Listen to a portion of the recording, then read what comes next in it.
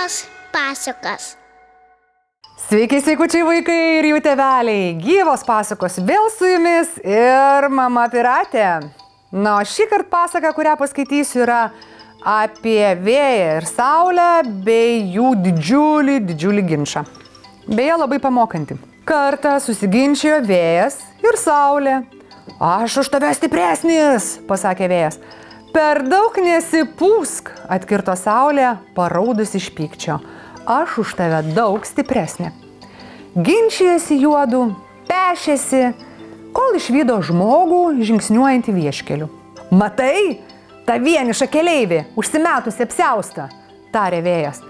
Kas nuo jo nuplėš apsiaustą, tas ir bus stipresnis. Sutinku, atsakė saulė. Vėjas iš karto pašėlo pūsti. Pakilo baisi vėtra, net medžių šakos prie žemės linko. Kad atsispirtus įsmarkavusiam vėjui, žmogus dar labiau susisupo apsiaustų ir susigūžęs pradėjo dar greičiau eiti.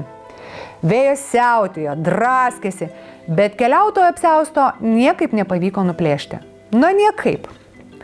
Galop jis neteko kantrybės ir liovėsi pūsti. Sutinku, nuvilkti tą užsispyrėlį ne mano jėgoms, tarė jis saulei. Bet galvą guldau, kad ir tu nieko nepeši. Saulė rankovės tik pasiraitė, nepaisydama vėjo patyčių ir ūžavimo, ir ėmė šiltais spinduliais glamonėti keliautoją. O žmogelis taip užkaito, kad šluostydamasis nuo kaktos prakaitą, ėmė ir nusivilko apsiaustą labai greitai. Vėjui nenorom teko sutikti su saulės pergale ir suprasti, kad išmintimi galima laimėti kur kas daugiau negu šiurkščia jėga.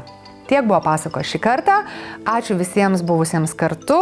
Na, o visus, kuriems patinka mūsų kuriami įvaizdžiai, kuriems patinka mano skaitomos pasakos, visus kviečiu prenumeruoti Gyvos pasakos kanalą YouTube platformoje, na ir taipogi pasekti mūsų profilių socialiniuose tinkluose. Iki kitų pasakų.